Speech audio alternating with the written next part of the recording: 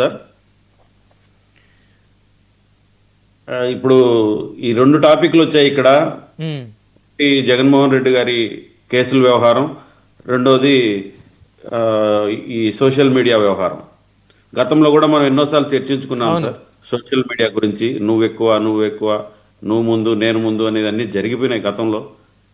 ఇది ఒక పెద్ద చరిత్ర అవుతుంది సార్ తోడుకుంటే. ఉమ్.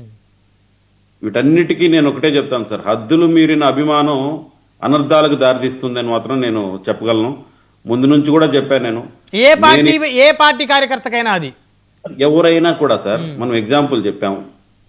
ఆయన కొన్ని ఎగ్జాంపుల్ చెప్తున్నాడు, నేను ఒక ఎగ్జాంపుల్ చెప్పగలుగుతాను. దీనికి అంతం ఉండదు సార్.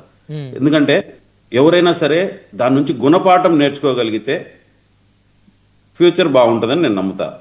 ఎందుకంటే నిండు అసెంబ్లీలోనే ఒక తల్లిని అగౌరవపరిచిన దానికి పర్యావసానం ఈ రోజు అధికారం కోల్పోయారని గట్టిగా నమ్ముతా నేను.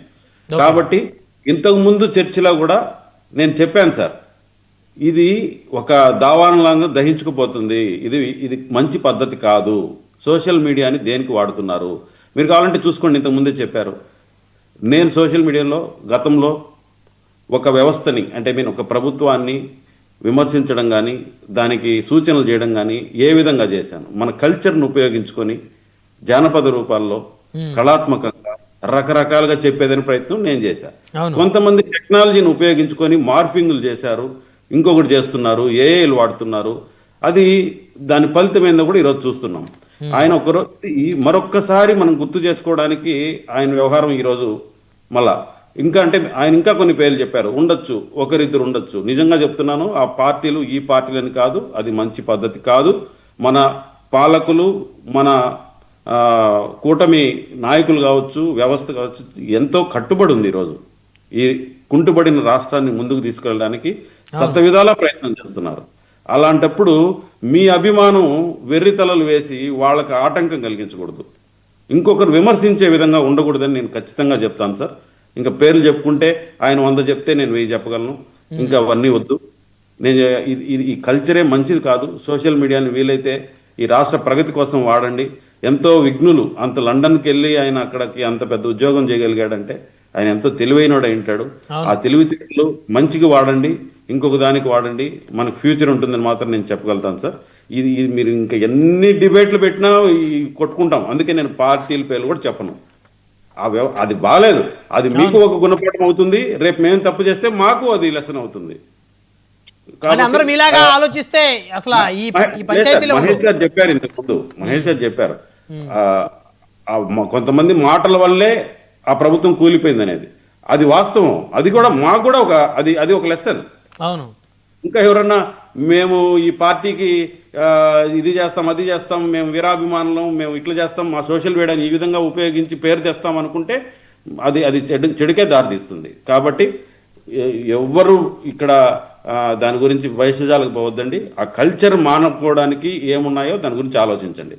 ఇంకా రెండోది సార్, జగన్మోహన్ రెడ్డి గారు కోర్టుకి హాజరవుతారా? ఎస్ సార్, నా వ్యక్తిగత సలహా అయితే సార్, ఆయన హాజరయ్యి తొందరగా ఆయన నెత్తి నుండే అపనిందని దించుకోవాలనేది నా కోరిక సార్. అంటే ఇప్పుడు అది అపనిందా అని మీరు అభిప్రాయపడుతున్నారా? 13 సంవత్సరాలు అయింది సార్. ఎందుకంటే ఒక సామాన్యుడు బాధపడుతున్నాడు సార్ ఈరోజు. సామాన్యుడు అరే మాకు ఒక న్యాయము, ఈ ఉన్నత స్థాయిలో ఉండే వాళ్ళకి ఒక న్యాయమా? ఈ వ్యవస్థలు ఇట్లే ఉంటాయా?